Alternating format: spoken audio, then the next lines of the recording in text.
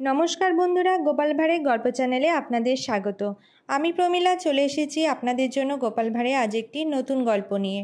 গল্পটির নাম ইলিশ হাতে গোপাল। তাহলে চলুন শুরু করি আজকের গল্প। একদিন গঙ্গার ধারে রাজা কৃষ্ণচন্দ্র হাওয়া খাচ্ছিলেন, সঙ্গে তার কয়েকজন অনুচর। গোপাল ভাঁড়ও সঙ্গে আছেন ভাড়ামো করার জন্য। নৌকা নিয়ে কয়েকজন জেলে ইলিশ ধরছিল মাঝগঙ্গায়। রাজা ইলিশ মাছ ধরা দেখতে দেখতে বললেন, গোপাল, কেউ ইলিশ কিনে হাতে ঝুলিয়ে পথ চললে লোকে তার দাম জানতে চায় কেন বলো তো? গোপাল বললেন, ইলিশ হাতে থাকলেই দাম জানতে চাইবে কথাটা ঠিক নয়। রাজা বললেন, তুমি ঠিক বলছো না গোপাল। গোপাল বললেন, আমি হলপ করে বলতে পারি, আমার হাতে ইলিশ থাকলে কেউ দাম জানতে চাইবে না। রাজা বললেন, বেশ, তুমি এই কথা সত্যতা প্রমাণ করতে পারলে যথাচিত পুরস্কার পাবে, আর যদি না পারো তবে রাজসভায় সকলের সামনে কানমোলার শাস্তি পাবে।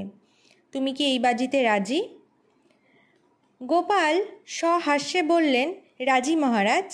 একটা বড় সড়ো ইলিশ আমার হাতে ধরিয়ে দিন, আমি হেঁটে রাজপ্রাসাদ পর্যন্ত যাব, দেখবেন কেউ দাম জানতে চাইবে না।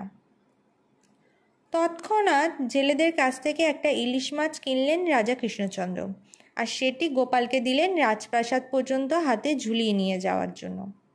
সঙ্গে দিলেন দুজন অনুচর, তারা পথে কি ঘটল সে সংবাদ পরিবেশন করবে রাজাকে।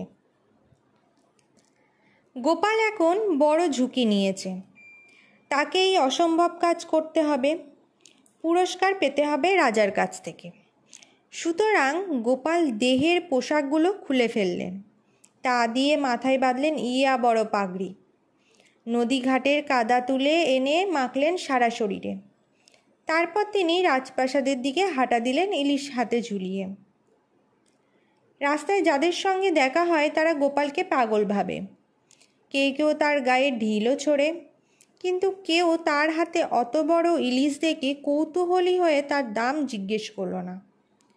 শেষ পর্যন্ত গোপাল রাজবাড়ির কাছাকাছি পৌঁছে গেল।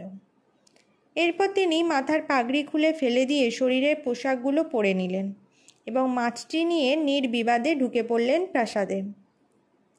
রাজার দুই অনুচর নদীর ধারে রাজার কাছে ফিরে গিয়ে জানালো এসব বৃত্তান্ত। গোপাল বাজিতে বিজয়ী হয়ে রাজা কৃষ্ণচন্দ্রের কাছ থেকে পুরস্কৃত হলেন পরের দিন রাজসভায়। তো বন্ধুরা, এই ছিল আমাদের গোপাল ভাঁড়ে আজ একটি গল্প, ইলিশ হাতে গোপাল। গল্পটি যদি আপনাদের ভালো লেগে থাকে অবশ্যই লাইক, শেয়ার, কমেন্ট করবেন এবং চ্যানেলে যদি নতুন হয়ে থাকেন চ্যানেলটিকে সাবস্ক্রাইব করে আমার পাশে থাকবেন। ফিরে আসবো খুব তাড়াতাড়ি নতুন একটি গল্পের সাথে। ধন্যবাদ।